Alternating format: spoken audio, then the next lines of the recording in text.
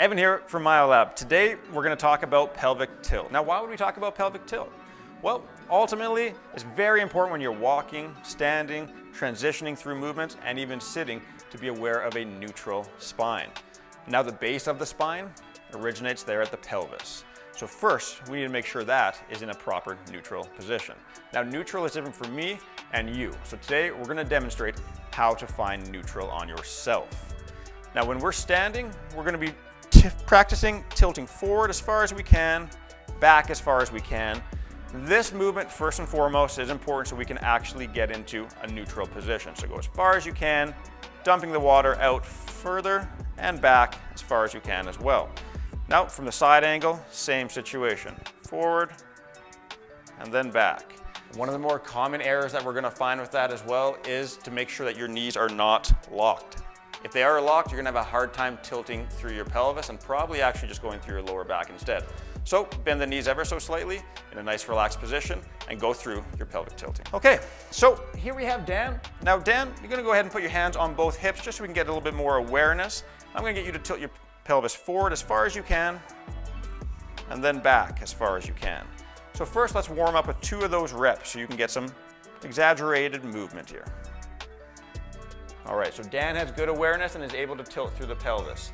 Now, Dan, what I'm going to ask you to do is utilize 2 of your fingers and put them on the back end of the spine here.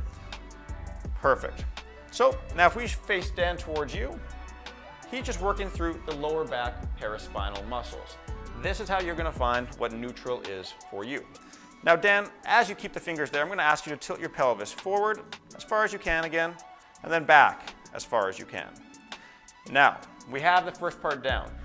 Now it's important when you start to tilt forward, I want you to find when you feel a position where those muscles are nice and loose, supple. So you're going to go ahead forward and backwards, finding that spot, tighter, tighter, good, tighter, tighter. Okay, all right, so there's a neutral position for us right now. Again, it's important to go through the full range of motion. You're going to find at the very end, they're going to be very tight lower back muscles. So Dan has found that neutral position. You can confirm that because the muscles are nice and supple there. If he goes forward just a little bit, those muscles are rock hard again. Now imagine yourself going through an entire day of a wall squat. Your body is fully engaged, the muscles are on the entire time. Of course they're going to be fatigued. Same things happen to our lower back when we're walking around or sitting or even just standing in a not neutral position. Now the next part of this is going to teach Dan to keep that neutral position as we transition into a seated movement. So Dan, I'll get you to face the camera. Go ahead and find that neutral position again on the back of your spine.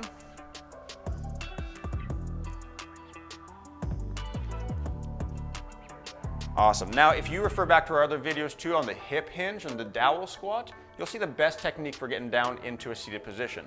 Dan, go ahead and make sure you engage that position, engage through the core so you stay nice and neutral, and get yourself down to the bench. Good. Now that Dan's down there again, it's important to go check out, are we back into neutral? Because in a seated position, the spine changes. So Dan, go ahead and find that neutral position for yourself again.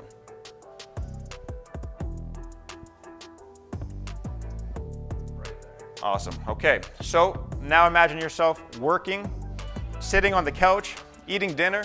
We want to make sure that we're finding that neutral position and trying to maintain as much of our life through this position as we can.